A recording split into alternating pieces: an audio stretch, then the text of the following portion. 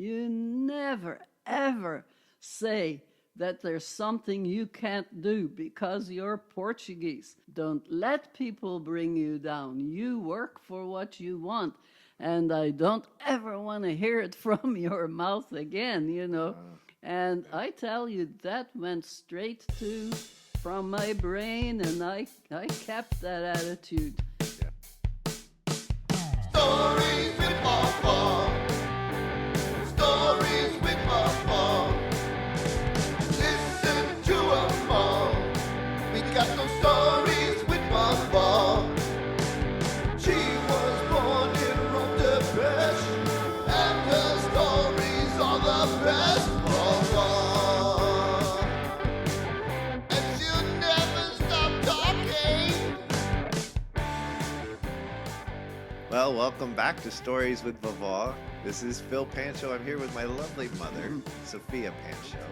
And we are in episode number 5. Five already. Yeah, and quite a stir created in our brother group about this boy named Gabriel. So I think everybody's dying for more information, especially Grandpa, on this Gabriel dude. I don't think Grandpa cares one way or the other, but yeah, it was funny because when we left the Azores, Gabriel was clearly part of our life there, not for long, because we left, I was 9, and that whole year when I was 7 was kind of wasted in my illness. I don't know how to say wasted in my illness, but I taken wasn't up by, out into the Mm-hmm. public or school or anything. But anyway, we were 8 years old. What could the relationship be? But when we went to Bermuda, we had people who we knew who came to Bermuda later than us. And one of them, for example, I remember Johnny De Silva, he knew that Gabriel liked me. And he said, so, Gabriel was really upset when you left the Azores. I said, oh, yeah, right. And I said, whatever happened to Gabriel? He said, and this is like, we're already adults, And he said, well, he immigrated to Canada. And he and his family, well, first of all, in his teens, he joined the seminary. He went into a seminary. He was going to be a priest because you weren't there anymore. That was the big joke of the time. Only one woman for me. We all laughed about that, but apparently Gabriel liked his women because he would jump the wall of the seminary at night and go and join the city life. And he got caught at it. So when they caught him coming back in, they dismissed him and said he needed to look for some other profession. Not quite sure this is the right move for you. Yeah. So he that was the end of his life in the seminary. And the only other thing I know about him, I mean, I don't even think it's not an exact thing, but somebody told me that he was in a car with his family crossing, a train was coming, and he crossed the tracks and got hit. Oh my goodness. And he got killed, but nobody in the family got hurt. Oh my. So it was really weird, but that's what I had heard. And then a few, I don't know, time later when I was again talking to Johnny, he says, oh, that's a big fat lie. He still lives in Canada. So that's the last I ever heard about Gabriel. That's funny, the stir it created. All the boys are like, who's this Gabriel? Yeah. Hey, I it was thought an I had 8-year-old talked romance. about- It wasn't exactly. Not an 8-year-old romance, But- a romance between 8-year-olds. That's right. That's exactly. That's a better way of putting it. Anyway, it was funny. So I know that stirred up a few things about the Azores that you Yeah, really when I wanted to was mention thinking back, when you guys were talking back and forth, I thought, how could I forget to talk about? I was a grape masher. I mashed grapes with my feet at the ripe young age. We all did. You saw, I mean, most people remember, have seen clips of Lucy's Lucy. show I when love Lucy, she was yeah. doing the mashing of the grapes in Italy, I think it was. Well, we actually did that. That's how people got their wine. We got the grapes into this vat, and everybody, men, women, children, all were in there stomping around and stomping and mashing the grapes for making wine. And that's another thing. The little point was that after Papa had gone to Bermuda, he actually rented a little quinta, which is like a small orchard, a piece of land that had grape vines on it and a few fruit trees on it. And the main thing was that Mama could have her supply of wine. And that red wine was used for cooking so much. And we all grew up having a little glass of wine with a meal when it was a special occasion, because Mama's supply wasn't that large. But that was one way. They liked to each make their own wine. And at the time of the harvest, when all the grapes were harvested and people were going from house to house and helping to mash grapes, and then they would have the connoisseurs would be later on after the wine barrels had been well, they'd been fermenting in the wine barrels for a while, and they would go and test the wine, and they would hold it up in the light for clarity and all the big shots those guys were. But everybody, this was another occasion for feasting. You know, they would just go any occasion to take along the guitars, and the accordion was a big instrument there, you know, besides their guitars. And so they would play a little ditty at the door before going in to taste the wine. And it was fun times.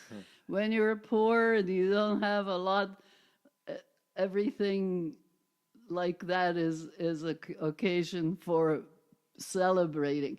Just that you get something, you know. Right. You don't have a lot, but when you got a little bit of wine, it's so good to have it. And they were just happy. You know, as poor as we were, everybody was happy. What a great message to celebrate what you have and not Right. be Yeah, upset about what you don't have. right? exactly. Yeah. Yeah. So, like, everybody just like the wine's a little bit earthy from all those feet. Oh my goodness.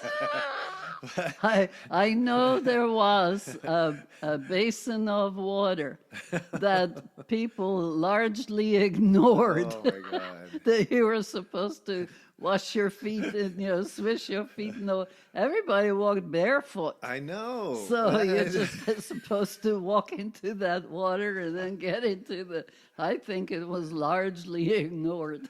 Oh my! Added to the list of stuff that should have been Yeah. wrong with you that just made you stronger. So, and what I really loved tasting the new wine was we could go and sneak a little drip off the tap right into our mouth. We just hold our mouth under the tap and have this little drip of the new wine. It was very sweet then, you know, before it started to ferment. Oh, I see. Okay. So, yeah. And they actually bottle it now, new wine. I had one of those when we were in the Azores in 2018. Oh, wow. It was quite nice, yeah. So, because I like sweet wine, of course. Yep. Yep.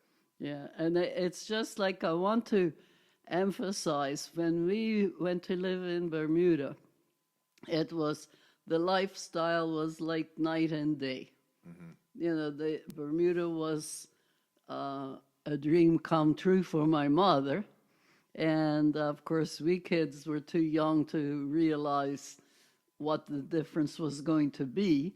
But for her, now I can understand the fact that my father could bring a wage every week, money that they could spend on things, and of course, first of all, save some. But like in the Azores, men could be hard working as could be, but they couldn't get work. They didn't get anything to spend. Now, And would she have had, just knowing who she is and what she stood for, would she have had trouble reconciling the fact that she's there now and doesn't have to suffer anymore, and family being back home in the Azores? a family that was left behind was always a priority to be sending help to. They, her mother was still there. Another of her sisters had left, but in the end, everybody left. Even my Uncle Joe, the only one left behind was my grandmother, and they all were supporting her. She didn't have to worry about where food was coming from or anything. But the whole outlook of people who emigrated, they only did it because of the desperate situations they were living with. If they weren't so desperate to get out of the poverty and having nothing, they never would leave their families. But that was, and when we left, I can say, the person mostly that I was upset about leaving was my grandmother, because she was just a really good grandmother. And leaving her behind was terrible because we had no way. We knew we'd never get back. We knew there was no hope that we're ever going to travel back and see my grandmother. You were going to go and you're going to leave her forever. Right. Which was the case with my grandmother, because she died. We were I think I was about 12 and Esther, a year younger, when my grandmother died. I think she was 64 years old, and we thought she was ancient. Oh, wow. Yeah. Yeah. Well, I think about that too, because I was fairly young when Vavo died. Yeah, And that's he right. He was only 65. That's right, yeah. And I think back then, I said, my He's grandpa an old died. I heard man. about people's grandpas dying. Yeah. But now you look 65, you're like, holy crap. Yeah. Please don't take me at 65. Right. Yeah. But okay, so it wasn't that much longer. Like, I was going to ask, like, was there ever any thought of bringing her? Like, if she was there No. There was never. that. I don't think that ever entered anybody's mind, and I don't think she would have ever gone. In her mind, she had it cushy. She had a good life. She had a home, and she had her preserving jars that she stole from Mystica Age. My grandmother was the one that when people had their pig killing, she was the one who would go to every house and season the chorizo, the sausage, because she had that magic measure, and she made the best ever chorizo. Anyone who tried to do it on their own regretted it, because hers always tasted better. Just like Vavo. Yeah. Well, Vavo took that on honestly. she did that years later in Bermuda, yeah. And so, For those who don't understand, you should probably tell the little story about the salt and the chorizo, the process, I guess. pork meat is all chopped up, and then you have to leave it marinating in this wine mixture for as long as you can, but it usually was about 24 to 30 hours.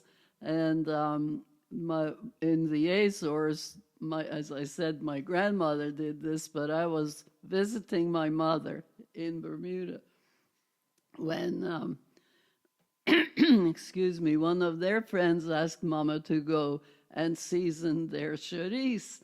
So I said, Mama, you do that now instead of Vavo. She said, "Oh yes, I've been doing this for a long time. They like my my shooties." So she's over this huge Like a vat. laundry tub size. Yeah, right? like a Yeah. big Yeah. aluminum laundry tub full of chopped meat. And puts her hands together and she said, pour wine. You don't just pour wine on the meat. She needed to see it go through her hands to see how much wine was going over all this meat. And then it was the pepper sauce. And same Oh, thing. in your hands? Oh, it all had to go on her hands. So it's the number of hands full that make the flavor. And the garlic she didn't have to measure. They had that all mashed and in a bowl. All that went in. And then came the salt. And she had her hands together. And I remember, of course, it was another Manuel was pouring the salt into her hands, and she had them cupped, and the salt filled her hands, and she dropped it and put her hands together again, do it again. And his wife got all upset. She said, "Tia Virginia, that's too much salt." She says, "You see how much meat is there?" Mama said, "Look, this is what makes the shooties taste good. Do you want it to taste good or you want it to taste like shit?" And T. Manuel says, "Pour it. I'm pouring, Tia Regina, you as much as you want." But it was that extra salt that made it taste good. And it's not good for you, but sure does improve the flavor. So I was saying, the difference in the Azores and Bermuda living was like night and day. But at the same time, my father was feeding 5 of us, 3 children and himself and his wife, on $10 a week and paying rent and buying food. And there, when we lived in Parlaville, in the backyard, there were 2 big, which were supposed to be flower beds. Well, he planted them with vegetables. He had kale growing there, and he had like green beans, anything that piece of land was enough. But he also was able to rent in Fort Hamilton. There was, that's where a lot of them rented. It was like barracks with the old soldiers when the fort was operational. They had barracks there for soldiers, and a lot of the Portuguese men were living there, paying rent to the corporation. And then there were little pieces of land which they farmed.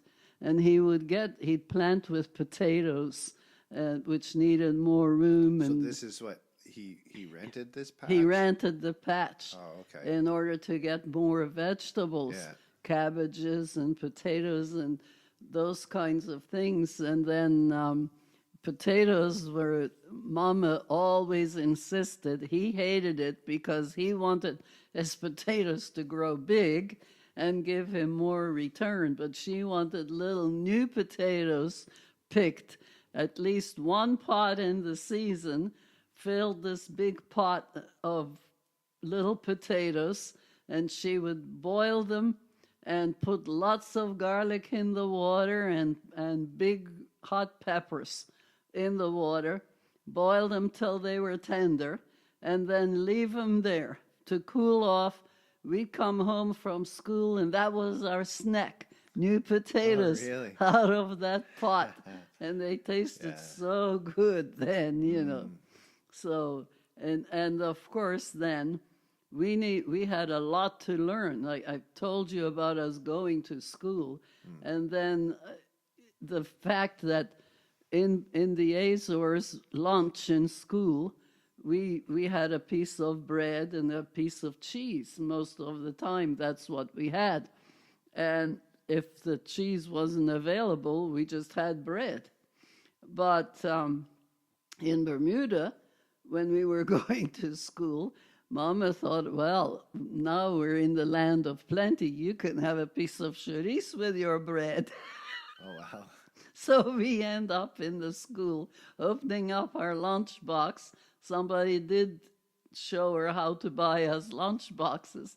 We open up our lunchbox, and the smell of that chorizo when we open the lunchbox, Oh, boy. that was that big garlic. All the kids were kind of looking at us.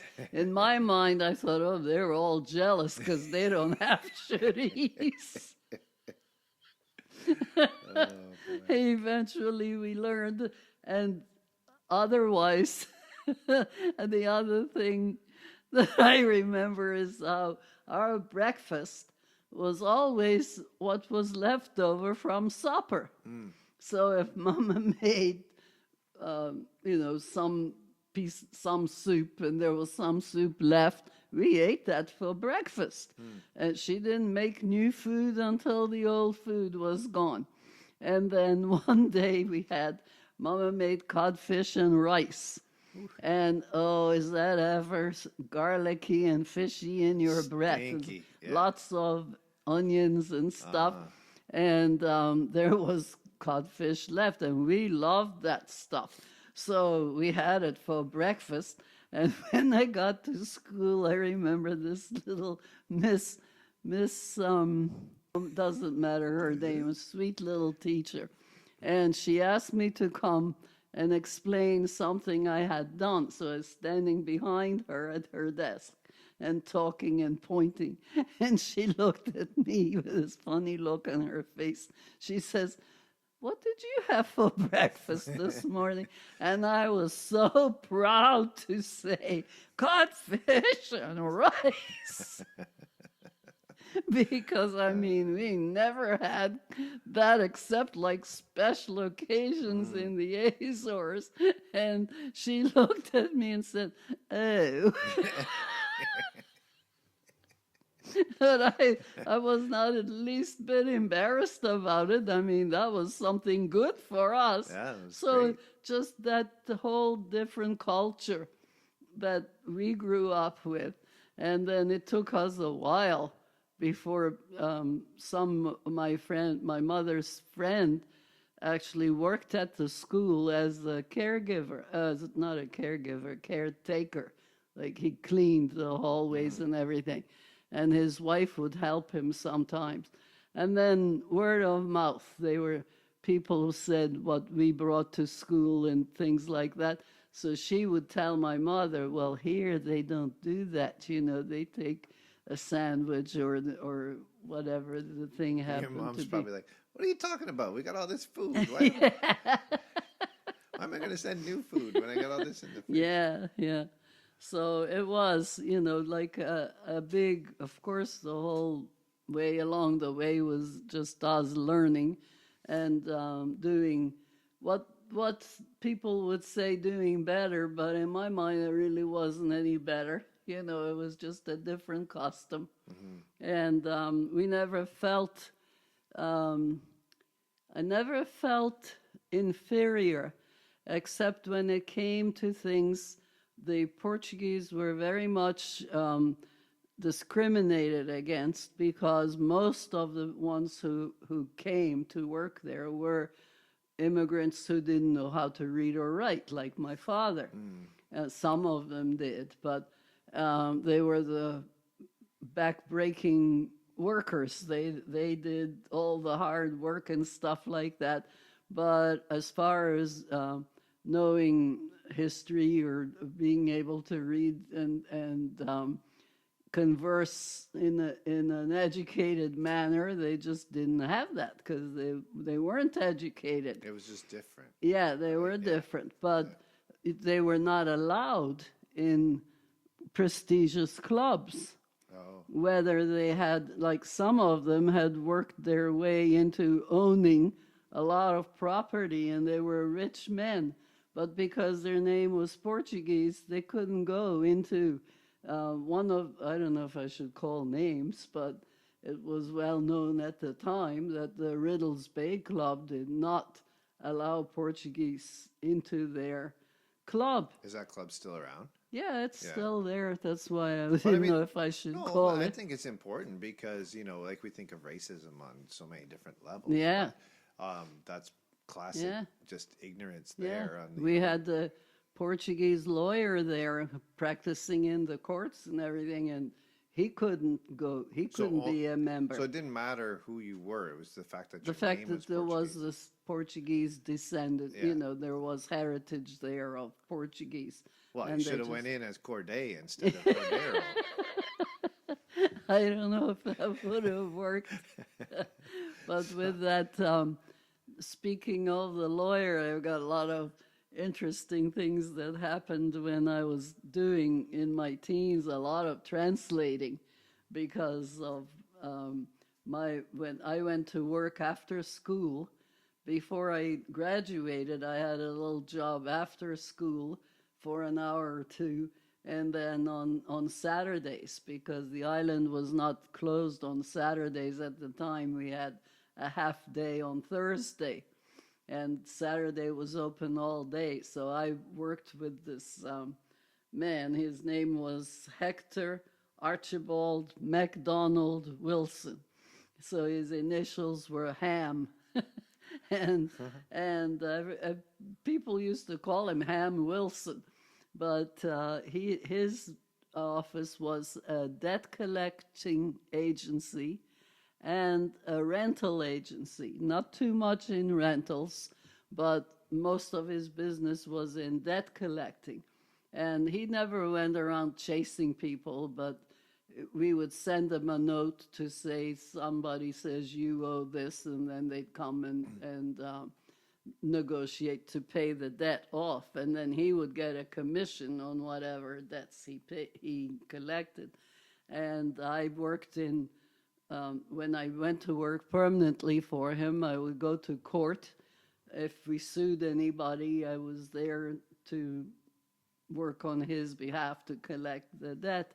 And so my name got spread around, especially with Portuguese people, that I could speak Portuguese. If they needed translation, they would ask me to come. Right. So a few stories about the courts. I don't know if you want me to get into that. Yeah, why not? When I was doing translation work and all, and these poor guys that didn't know English and were dependent on what I was saying on their behalf, you know, that's a big responsibility. Mm-hmm. A translator has a big responsibility. And I quit after the one episode. I should tell some of them. Well, the one man, he was in a house of ill repute when a thief came in, and he was robbed at gunpoint.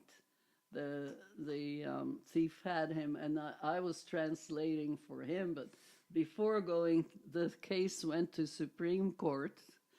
Before that, it was in lower court to bring charges against the man, and some witnesses who had been at the house were called, and this Portuguese man was there, so I went to translate. And I said to him, I am going to tell you what you say to me as if it was you talking.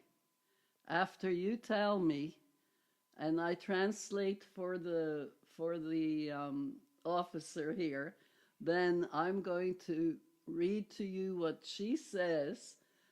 When she tells me what she wrote, I'm going to say it like it was you talking. Okay, I knew it was. So anyway, it went over his head, but I said to him, on the night, I'm going to say February 14th, I was at Rowley's guest house. And he goes, were you there? I didn't see you there. And then, no, I wasn't there. I am just repeating what it was that you said. Well, he wasn't getting it. Anyway, I just went ahead. I said, don't say anything. I'm just going to tell you what she tells me and you don't say anything. So the judge wants to know what is going on there. I said, well, he just doesn't understand about me saying things back to him in the first person. So he said, well, just get past it. So that was fine. That ended the episode at lower court. Then I got notified, could I go and translate for Supreme Court? And when we were there, it was before the judge with the big white wig on his head, the pince-nez, on his nose. You just only remember that from movies. And came time for this guy to testify, and I go up as a translator, and the prosecutor said to him, so when this man came to you and put the gun to your head, were you scared? He said, scared, mister? I was so scared that if you'd stuck me with a needle, I wouldn't have bleeded. And everybody in court started laughing. And I thought, what was so funny about that? And the judge looked at me and said, for the benefit of Mrs. Ponchot, I would have to say the past tense of bleed is bled. Oh, because you said bleeded. Yeah. Oh, yes, sir. Thank you. Oh, my gosh. And then that was the end of my translation history. I had a lot of little things before that, but in the meantime, when we were waiting to get out there and give testimony, I was ensconced in witness rooms with all the ladies of the night that had been at that house. And how old are you here? Oh, I'm already married. Oh, okay. Yeah. Yeah. And the So they're not shocking you with anything. No, not really. But the one girl who was, she was famous on the island. Her name was Adelaide. And she took to me because she was of Portuguese descent. And then she just thought I was her dearest friend ever by the time. I always try to make people feel a little better about themselves. I wasn't looking down at her or anything. I didn't have any reason to look down at her. But she actually was instrumental in me not being stupid and going out with one of the detectives. He wanted to lure me outside and go show me the gardens. And I was looking at him. I said, well, they told me I have to sit here and, until my time comes to translate. And he says, well, you know how long that could be yet. Just stretch your legs. And she came up to him. I think she knew him. Oh, yeah. And she said, you get your ass out of here. Oh, wow. You ain't gonna take away this sweet little thing. She says, just get on out of here. And he did. He hung his head and walked out. Wow. I would have been like a sheep to slaughter, Wow. I feel like we've been through like several genres of movies there. Yes, for sure. And then when Adelaide would see me on the street in Hamilton, hey, Sophie, she'd yell, and everybody's looking at me. How do you know her? It was not so much the actual case as the just day after day. We sat there day after day and never went to give testimony, but you had to be there until your turn came up. So, and I got tired of that. I was getting paid $3 for a session, no matter how long it took.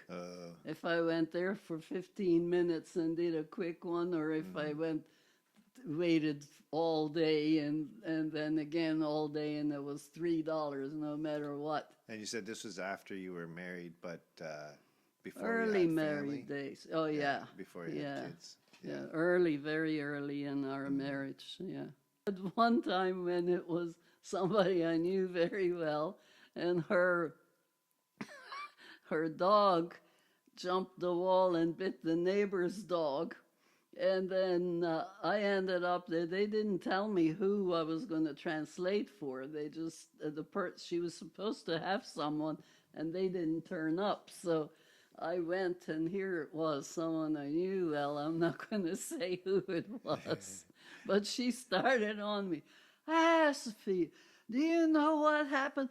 My dog, she started telling me all this stuff about the dog. And the judge was waiting for the translator in order to listen to the case. And her lawyer stood up and said, whoa, whoa, whoa. I haven't asked her anything yet. And but she wouldn't shut up. She kept telling me the whole story. So I just looked at him. What can I do, you know? So he said, is she wondering if she's pleading guilty or not? So I said to her, are you going to plead guilty or not? Hey, how could I plead guilty? Blah, blah, blah, blah, blah. She starts telling me he said, Your Honor, we are pleading not guilty. I wouldn't mind just getting a little more on the whole change, right? The change in discrimination. Yeah. So, it's important that we look at that. Like we do there's a lot of history in the U.S. about discrimination and the changes that were made and how much is still out there. And, and you don't know until you're living in that environment, or if you are that type of person who's being discriminated against, you don't know, you can't relate to that until you are. Yeah. Right? Yeah. And how much that changed over the years. And in your lifetime, there's been some massive changes, right? So even to your own experience, did you feel a shift, or was there ever a real shift in Bermuda? There was not in Bermuda, but in my life, as I was saying to you earlier, I never felt inferior. Except for the fact that I knew, because I was Portuguese, I couldn't go to work in a bank. My sister was the first one ever to get a job in a bank. Wow. Because Portuguese aren't educated, although she graduated high school. And was she smart like you with honors and she all was that stuff smarter. too? She had a photographic memory. She would look at a page in her homework and hang upside down on the couch, and she's done, and I'm working to get mine. But I went to the principal, Mr. Wyatt, my sweetheart. He, and I don't remember what we were talking about. It was another occasion when I had to show him my work because the teacher thought it was good. So I don't know if they had an agreement between them that he was keeping in touch with what we were doing, but when I went and he read my assignment, whatever it was, and he said, you tell me, what do you expect, what do you want to do when you grow up? And I said, I want to be a teacher, but I know I can't do it. And he says, well, why can't you do it? Oh, because I'm Portuguese. And he said, no, you listen to me, young lady. And he gave me the biggest talking to. You never, ever say that there's something you can't do because you're Portuguese. You can work hard and you can do what you want. It has nothing to do with whether you're Portuguese or English or what you are.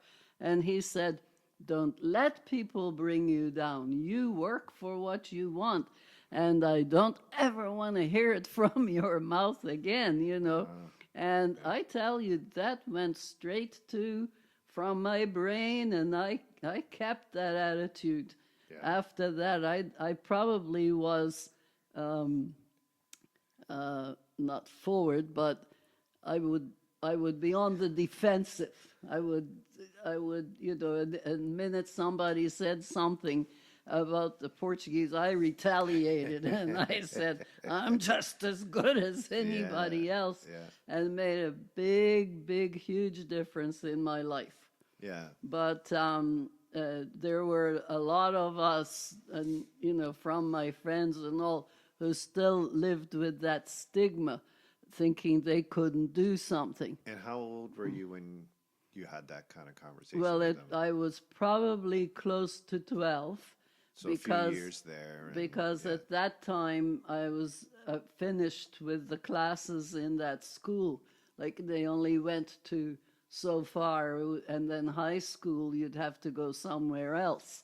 And at that point I was in a position where I could sit for a scholarship to get my high school education free, because high school you had to pay for on the island. And when I went home and I said I had to have my parents' consent to sit for the scholarship, and Papa wouldn't let me. He says, I'm not having you in high school. You need to go out to work and make some money. So I was disappointed, but Papa's word was Papa's word. You didn't dispute that. So Mr. Wyatt was very upset about that, but he didn't do anything about it. And then, but he told the caregiver that could they explain to my parents that this was a very good opportunity, that I could sit for that scholarship. There were a few of us sitting for it, but he knew from my grades that I'd be able to get it.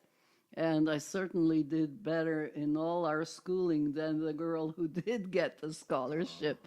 So I probably could have got it. Oh, so he never did let you? No, he sit never for it. let me. But you went to high school. Yeah, but that's because the following term, Esther was in the age group that could sit for a scholarship. Now hers was for a different school, and that school was very snobbish. And the thought, I don't think a Portuguese person ever went to that school. Right. And then, but in order to sit for the scholarship, you needed to have lived in the island for at least, I think it was 4 or 5 years. And we had only been there less than 3. So right away, she wasn't eligible, according to this other school. She wasn't eligible to sit for the scholarship. And Mr. Wyatt took that battle up with the board, and he said this young lady has every capability of getting this scholarship, and she should not be excluded because of a few months that she has left, in the time when they have to be resident in Bermuda. And he said there is no intention of them going anywhere else.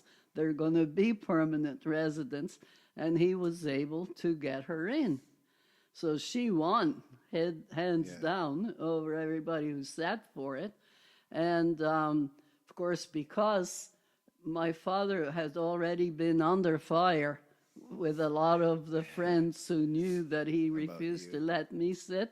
So then he had to pay for me to go to high school, and Esther won hers. And Tony never even came into the question about education or scholarships. He left school at 14, and that was it.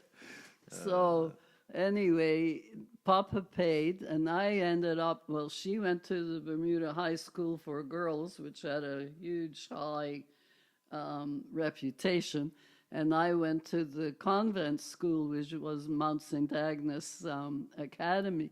And so he had to pay, I think it was £9, three times a year. Three times a year, £9 was the tuition. Wow. Which in those days was 3 times a year. high But he was only money. making £3 a week. A week, yeah. by then, although my mother already was working as a seamstress to help, make ends meet. And they scraped up the money and paid for my tuition. So if Tony was So- out gallivanting, I imagine he had a job too. Oh, he had jobs. Not He wasn't. gallivanting, but He wasn't in wasn't. school anymore. But he was probably had jobs and probably had to contribute to the family. Yeah, yeah. Well, yeah. We all. When I started work, every penny went to my parents. I never had money of my own. Neither did Tony. Yeah. But his first job was in the bakery with a Portuguese man who owned the bakery and hired Tony to go, and he had to be there for 6 o'clock in the morning, and he needed a half hour to walk from our house to the bakery, and he never got up. And Mama would get in there, his alarm would go, and everybody woke up except Tony. Finally, Mama would go in there and whack him with a strap. That's how she got him out of bed. And then he'd get to work See, our stories end in Tony getting a beating. again. But he came from that. Are we out of time? No, we're good. He came from that work with the first joke I ever heard in my life. Like, I don't know why we didn't tell jokes. Everybody laughed and giggled about things, but there was not like a joke that you repeat. It was more like, hey, look at your feet. Yeah. Whatever, yeah. But when he came home, he couldn't tell it to me. He was laughing so hard.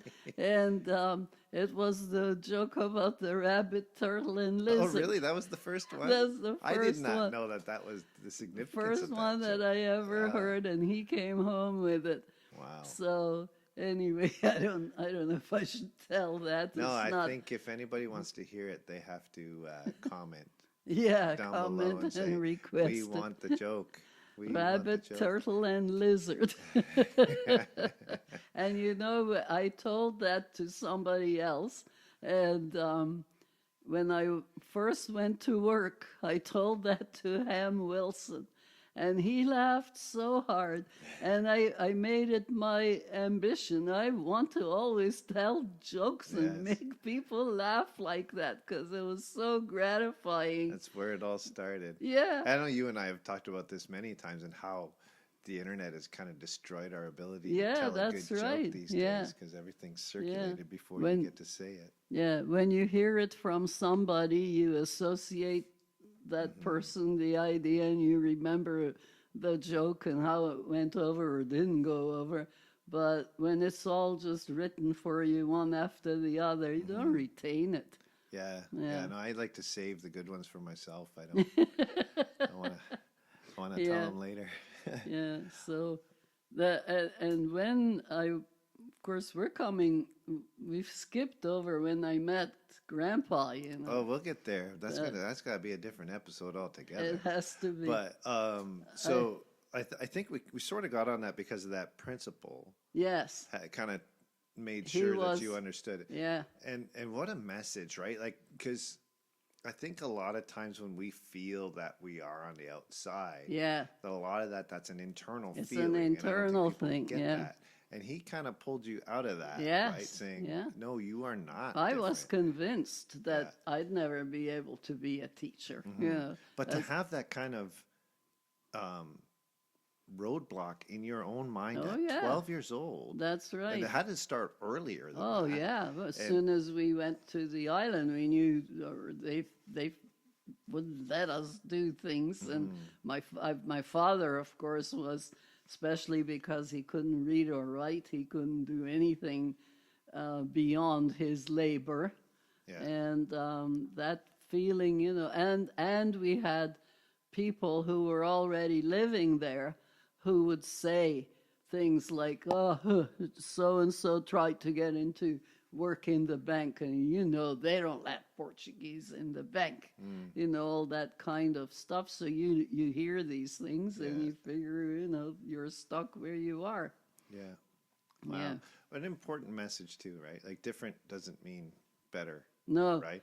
And I kind of go back. Like I was listening to Zig Ziglar, and he says, doctors aren't better than me. They're just different. They did different things to get to where they are. Yeah. He says there's 2 billion people in China that can do something that I can't.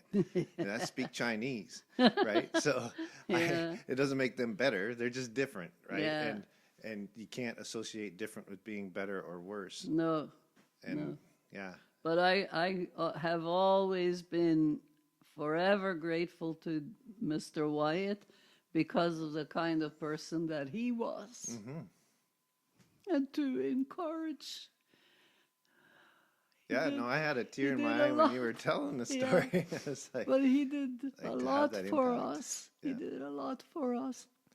And when I graduated high school from the other school, when I went to Mount St. Agnes, and he asked me when I started, I want to see your report card. So every term I would go and show him my report card. And the only thing I ever had below the maximum, which was 5, like it was like for punctuality and Oh, yeah. all, I forget now what the grades were for, but 5 was the most you could get.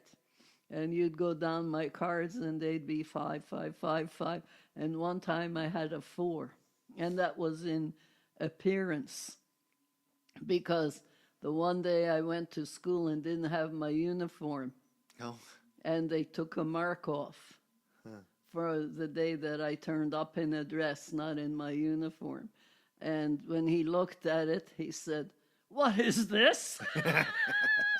See, this was like the last column of the year, you know, and he sees all those 5s and picks on that one 4. So I explained to him about the uniform. He said, "Oh, well, that's not important." But his eye went to the 4. Yeah. But he wanted for the 4 years that I went to high school, I went to him and showed him my report cards. And then when I was graduating, we only had so many invitations for graduating. And I asked him if he would come. And he said, "You know, my dear, I have never gone to a graduation from high school of one of my former pupils because it would set a precedent. And I couldn't do that, you know, because there'd be too many occasions and not fair for the family. But I'm going to yours," he said. wow. And he came to my graduation. So, Wow. yeah, that was such an honor to me to have him there. It's so nice. You know, I think most people can link back in their life to somebody who made inspired that kind them. of impact and that Yeah. inspiration. And that's And he kept so on great. me that I wouldn't, you know, quit and you know, just persevere what I wanted to do. Of course, I had the biggest blockage was my pop, because when I could have gone on after high school, I'd have to have more education for to be a to teacher. be a teacher. And there was no way there was nowhere on the island for it. I'd have to travel to England or the States or somewhere for higher education, and that was just totally out of the question. Yeah. Yeah. Wow. I can Yeah. speak for all of us, I think, when we say, wow, what an amazing classroom that would have been with you as the teacher. I don't know about that. Oh, boy. Well, that was a but then- lot. I'm emotional now. Yeah, I mean, we're already at 50 minutes. So I think we need to shut this down. Yeah. So we got to... Well, we were touching on the Azores and came back to Bermuda just to getting into school, but in there somewhere I was going to talk more a little bit about the school sports teams and things, but that involves Grandpa. Oh, okay. Well, Yeah, then so we can start with Grandpa next week. Okay, that'll be fun. I think Yeah. that'll get everybody excited for that one. So, thank you again. Yes. And Até amanhã, se Deus quiser. okay. Bye. See ya. Bye. Thanks for listening to Stories with Vavo. We are so glad you're along for the ride. We hope you are enjoying it as much as we are enjoying making it.